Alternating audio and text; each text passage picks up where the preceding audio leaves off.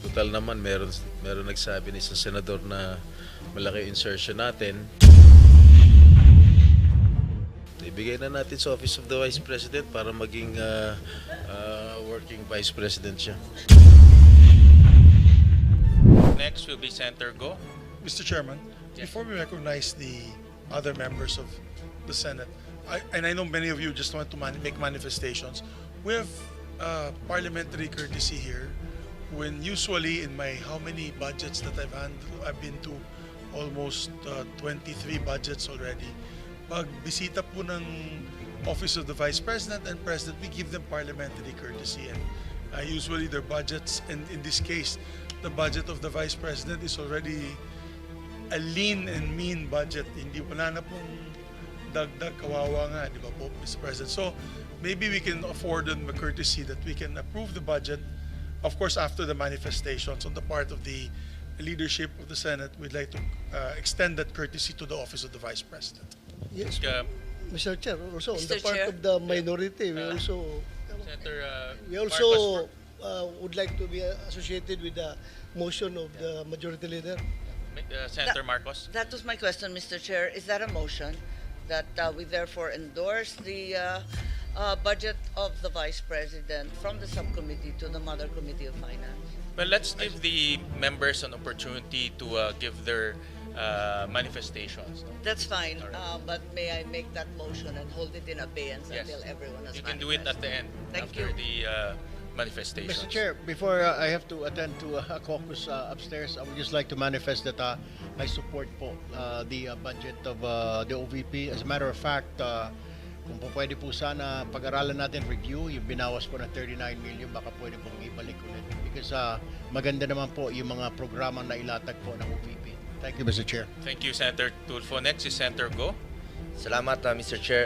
I also hope we could accord parliamentary courtesy to the Vice President and approve her office budget swiftly.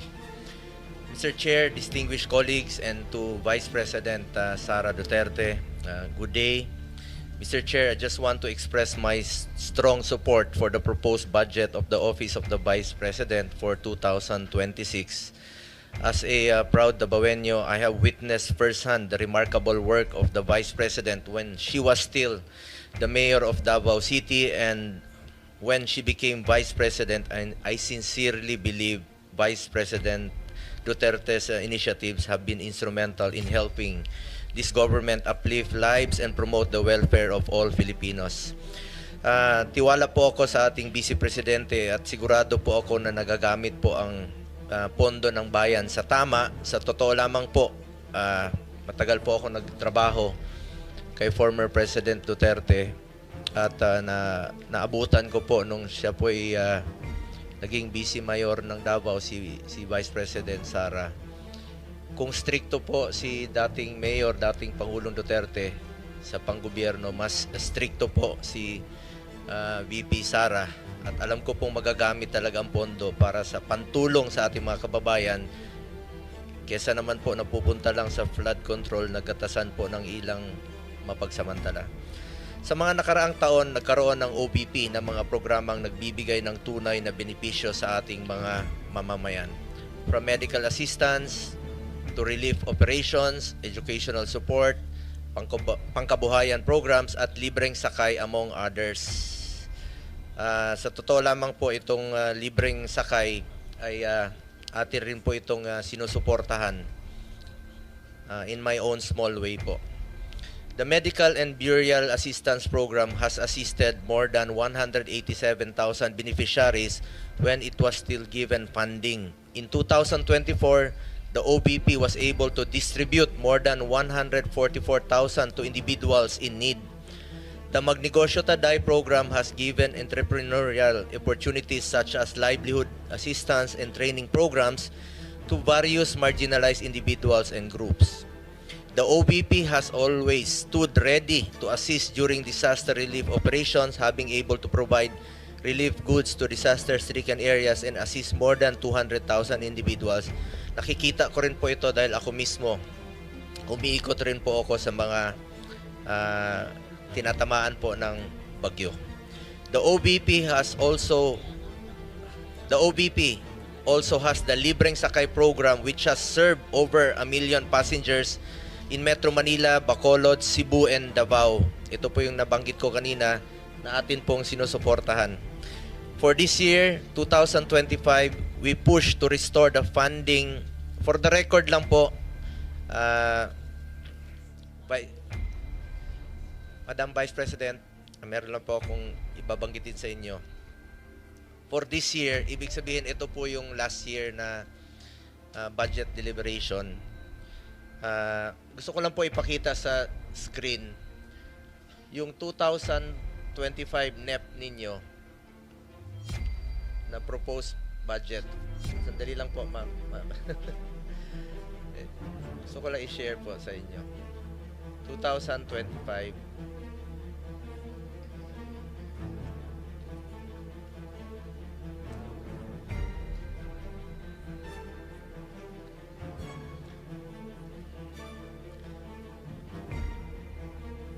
Hindi, yung saan na yan?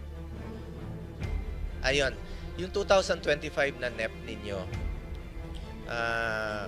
yun po yung proposed budget ninyo for this year sa 2025. Pagdating po rito, after the gap, ibig sabihin, after dumaan po sa lower house, ginawa pong 733 million. So, ibig po sabihin na nabawasan po pagdating dito sa Senado. Ito po yung sa 2025.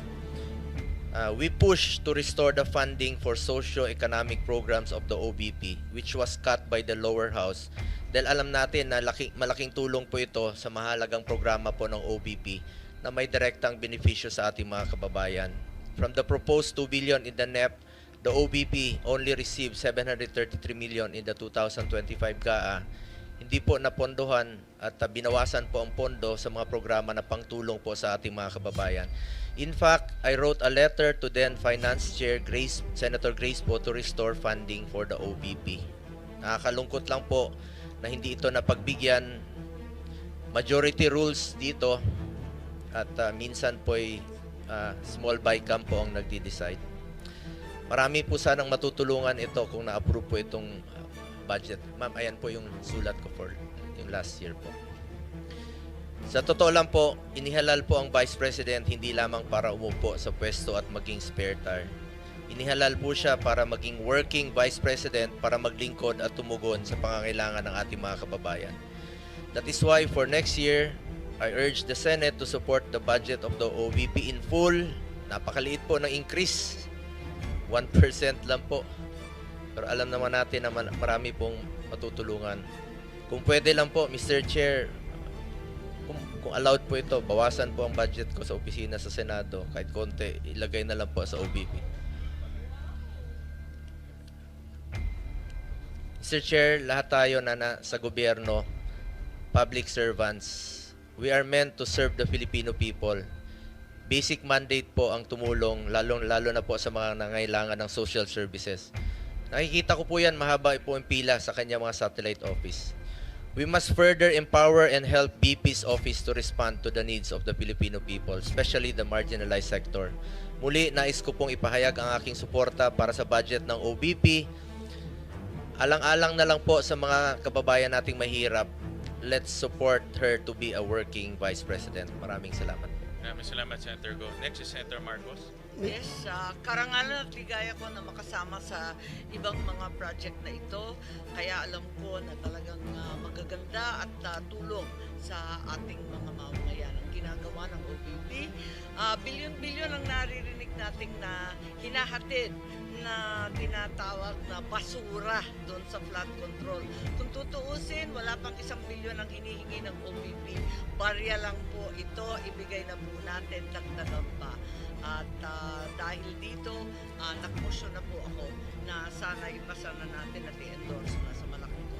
So, Mr. Chairman, so there was a motion duly seconded by Senator Amy Marcos. I made that motion earlier. Of course, with the amendment that yung budget daw ni Senator Bongo, idagdag natin sa OVP. Kasi siya na mismo nag-offer, Mr. President. So, you can make that amendment in the budget para madagdagan sila. I so move, Mr. Chairman. Second motion, Mr. Chairman.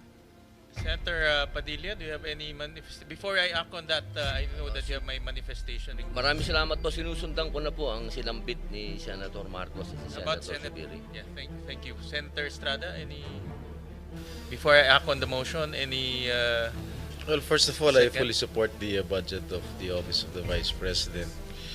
And then I would like to associate myself again with the statement of Senator Bongo. Total naman, meron nagsabi ni sa senador na malaki insertion natin. Ibigay na natin sa Office of the Vice President para maging working Vice President siya. thank you for that manifestation. There's a motion made by our Majority Leader and Senator Marcos, duly seconded by Senator Bato, Senator Padilla, Senator Estrada. Is there any objection? Hearing none, the budget of the Office of the Vice President is now deemed submitted for plenary's consideration. So, congratulations. Thank you very much, Thank you, Madam Vice Mr. President. Chair, and thank you, members of the Senate. Maraming salamat. Thank you. This budget briefing is hereby suspended. Next will be Senator Go. Mr. Chairman, Yes. before we recognize the other members of the Senate, I know many of you just want to make manifestations. We have parliamentary courtesy here when usually in my how many budgets that I've handled, I've been to almost 23 budgets already. Pag bisita po ng Office of the Vice President and President, we give them parliamentary courtesy, and usually their budgets, and in this case, the budget of the Vice President is already a lean and mean budget. Hindi wala na pong dagdag, kawawa nga, di ba po, Mr. President? So, maybe we can afford them the courtesy that we can approve the budget. Of course, after the manifestations on the part of the leadership of the Senate, we'd like to extend that courtesy to the Office of the Vice President. Yes, Uh, Mr. Chair, also on the Mr. part Chair. of the minority, we also Senator also would like to be associated with the motion of the Majority Leader. Senator Marcos. That was my question, Mr. Chair. Is that a motion that we therefore endorse the budget of the Vice President from the subcommittee to the Mother Committee of Finance? Well, let's give the members an opportunity to give their manifestations. No? That's fine, All right. but may I make that motion and hold it in abeyance Yes. until everyone has You can do it at manifested? the end Thank after you. the manifestations. Mr. Chair, before I have to attend to a caucus upstairs, I would just like to manifest that I support po the budget of the OVP. As a matter of fact, kung po pwede po sana pag-aralan natin, review, yung binawas po na 39 million, baka pwede pong ibalik ulit. Because maganda naman po yung mga programa na ilatag po ng OVP. Thank you, Mr. Chair. Thank you, Senator Tulfo. Next is Senator Go. Salamat, Mr. Chair. I also hope we could accord parliamentary courtesy to the Vice President and approve her office budget swiftly. Mr. Chair, distinguished colleagues, and to Vice President Sara Duterte, good day. Mr. Chair, I just want to express my strong support for the proposed budget of the Office of the Vice President for 2026. As a proud Dabawenyo, I have witnessed firsthand the remarkable work of the Vice President when she was still the mayor of Davao City and when she became Vice President, and I sincerely believe Vice President Duterte's initiatives have been instrumental in helping this government uplift lives and promote the welfare of all Filipinos. Tiwala po ako sa ating Vice Presidente at sigurado po ako na nagagamit po ang pondo ng bayan sa tama. Sa totoo lamang po, matagal po ako nagtrabaho kay former President Duterte at naabutan ko po nung siya po ay naging vice mayor ng Davao, si Vice President Sara. Kung stricto po si dating mayor, dating Pangulong Duterte sa panggobyerno, mas stricto po si VP Sara. At alam ko pong magagamit talaga ang pondo para sa pantulong sa ating mga kababayan kesa naman po napupunta lang sa flood control, nagkatasan po ng ilang mapagsamantala. Sa mga nakaraang taon, nagkaroon ng OVP na mga programang nagbibigay ng tunay na benepisyo sa ating mga mamamayan. From medical assistance to relief operations, educational support, pangkabuhayan programs at libreng sakay among others. Sa totoo lamang po itong libreng sakay ay atin rin po itong sinusuportahan in my own small way po. The Medical and Burial Assistance Program has assisted more than 187,000 beneficiaries when it was still given funding. In 2024, the OBP was able to distribute more than 144,000 to individuals in need. The Magnegosyo Taday program has given entrepreneurial opportunities such as livelihood assistance and training programs to various marginalized individuals and groups. The OBP has always stood ready to assist during disaster relief operations, having able to provide relief goods to disaster-stricken areas and assist more than 200,000 individuals. Nakikita ko rin po ito dahil ako mismo, umiikot rin po ako sa mga tinatamaan po ng bagyo. The OBP also has the Libreng Sakay program, which has served over 1 million passengers in Metro Manila, Bacolod, Cebu, and Davao.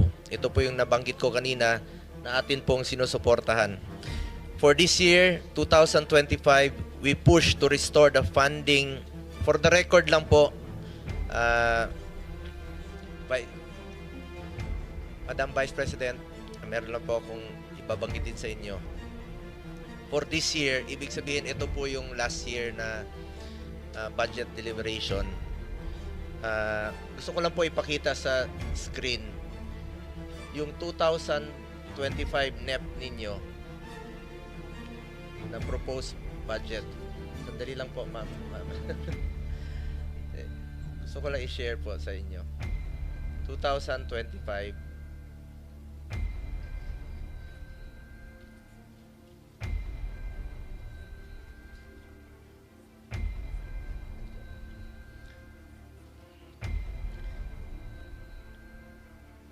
Hindi, yung 2000 NEP. Saan na yan? Ayun. Yung 2025 na NEP ninyo, yun po yung proposed budget ninyo for this year sa 2025.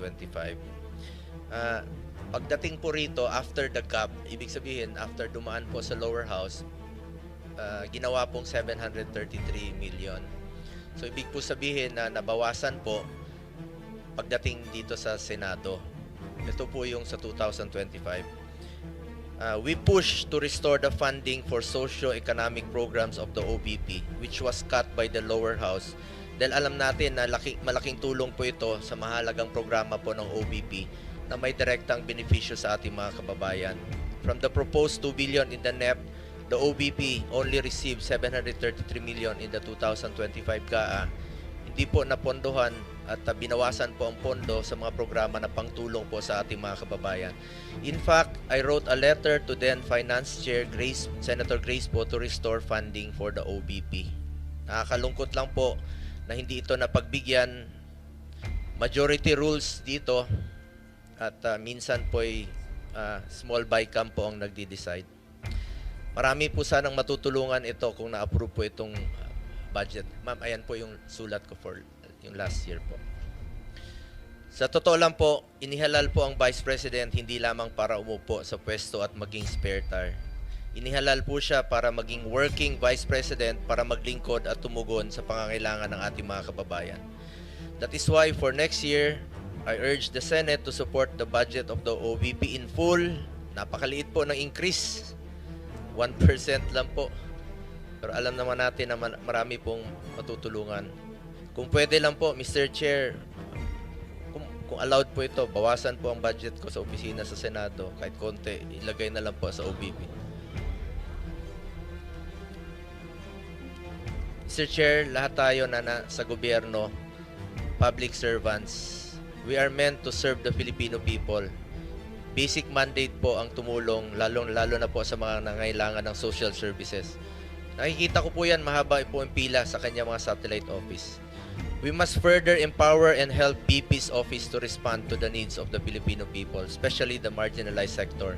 Muli, nais ko pong ipahayag ang aking suporta para sa budget ng OBP. Alang-alang na lang po sa mga kababayan nating mahirap. Let's support her to be a working Vice President. Maraming salamat po. Maraming salamat, Senator Go. Next is Senator Marcos. Yes, karangalan at ligaya ko na makasama sa ibang mga project na ito. Kaya alam ko na talagang magaganda at tulong sa ating mga mamamayan ang ginagawa ng OVP. Bilyon-bilyon ang naririnig nating na hinahatid na tinatawag na basura doon sa flood control. Kung tutuusin, wala pang 1 bilyon ang hinihingi ng OVP. Barya lang po ito, ibigay na po natin, dagdagan pa. At dahil dito, nag-motion na po ako na sana ipasa na natin at i-endorse na sa Malacanang. So, Mr. Chairman, if I may. So there was a motion duly seconded by Senator Amy Marcos. I made that motion earlier. Of course, with the amendment that yung budget daw ni Senator Bongo idagdag natin sa OVP. Kasi siya na mismo nag-offer, Mr. President. So you can make that amendment in the budget para madagdagan sila. I so move, Mr. Chairman. Second the motion, Mr. Chairman. Senator Padilla, do you have any manifestation? Before I act on that, I know that you have my manifestation. Maraming salamat po. Sinusundan ko na po ang silambit ni Senator Marcos at si About Senator Zubiri. Yeah, thank you. Senator Estrada, any... Before I act on the motion, any... Well, first of all, I Second. fully support the budget of the Office of the Vice President. And then I would like to associate myself again with the statement of Senator Bongo. Total naman, meron nagsabi ni isang senador na malaki insertion natin. Ibigay na natin sa Office of the Vice President para maging working Vice President siya. Thank you for that manifestation.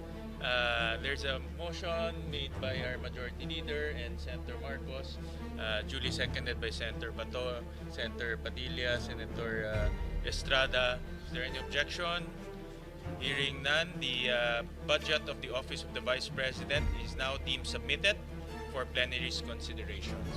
Congratulations. Thank you very much, Thank you, Madam Vice Mr. President. Chair, and thank you, members of the Senate. Maraming salamat. Thank you. This budget briefing is hereby suspended.